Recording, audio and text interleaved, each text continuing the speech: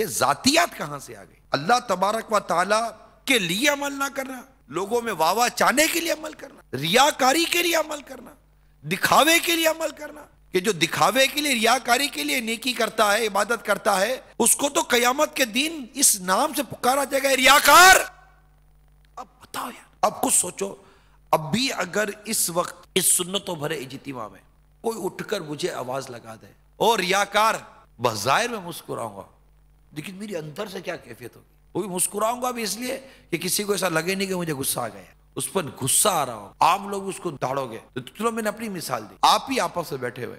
اور کوئی مشہوری اس بات پر یہ ریاکار آدمی، یہ اسلامی بہن ریاکار ہے، تو یقیناً ہمیں کسی کو ریاکار کہنے کا حق حاصل نہیں ہے، یہ تو دل کا معاملہ ہے، مگر اللہ جانتا ہے کہ نیت کدھر کی ہے۔ اگر قیامت کے روز نعت خان کو کہہ دیا گیا کہ تو ریاکاری کے لیے نعتیں پڑھتا تھا، مبلغ کو کہہ دیا گیا کہ تو ریاکاری کے لیے بیان کیا کرتا تھا، نمازی کو کہہ دیا کہ تو نے نماز بھی ریاکاری کے لیے پڑھی تھی، جب تنہائی میں ہوتا تھا اس وقت تیری عبادت کا کیا علم تھا،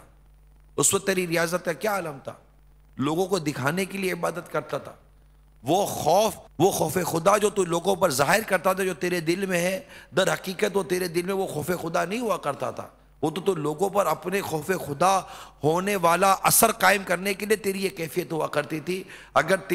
تیرے دل میں خدا کا خوف ہے تو تنہائی میں وہ خدا کا خوف کدھر چلا گیا؟ لوگوں میں رہ کر تو نیکیاں کرتا ہے، عبادتیں کرتا ہے،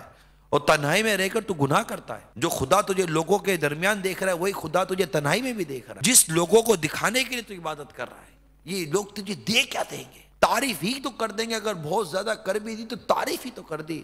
اگر لوگوں کی تعریف سننے کے لیے، لوگوں سے مال بٹورنے کے لیے، اپنی شہرت چاہنے کے لیے اگر تو نے عبادت کی اور تجھے یہ ساری چیزیں مل بھی گئی، یہ تو دیکھ کہ تیرے ہاتھ سے جا کیا رہا ہے، تیرے ہاتھ سے رب کی رضا اور جنت تیرے ہاتھ سے جا رہی ہے۔